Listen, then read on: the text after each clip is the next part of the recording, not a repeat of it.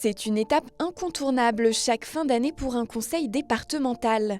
Les ajustements du budget de l'année écoulée permettent de mettre à jour les comptes de l'institution et de faire une synthèse des actions menées. La Savoie a fait cette rétrospective 2022 ce vendredi matin.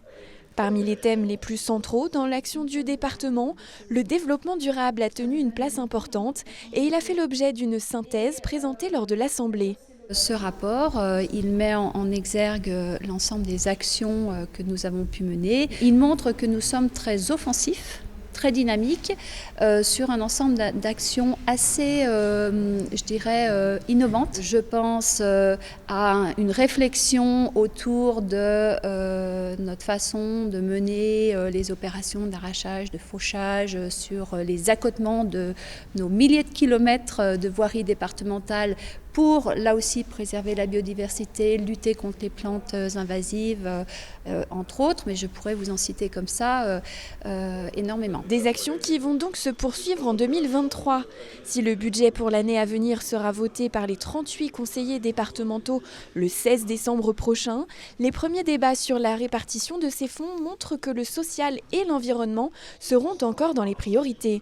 Nous projetons de maintenir pour les personnes âgées, les personnes handicapées, pour l'enfance, pour l'insertion, des crédits importants parce que c'est notre honneur de faire face à ces dépenses et de continuer à avoir une politique active dans tous les domaines du développement économique de la Savoie. Donc ça, c'est la solidarité.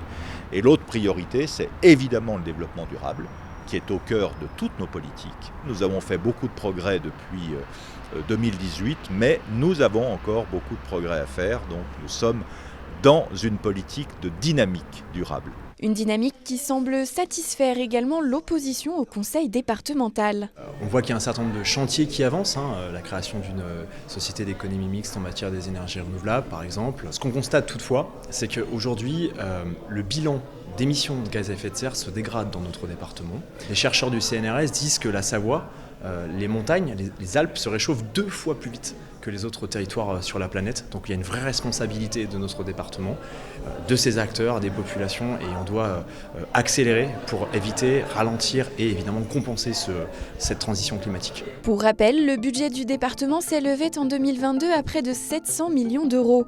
Rendez-vous le 16 décembre prochain pour connaître le montant de l'enveloppe allouée pour l'année prochaine.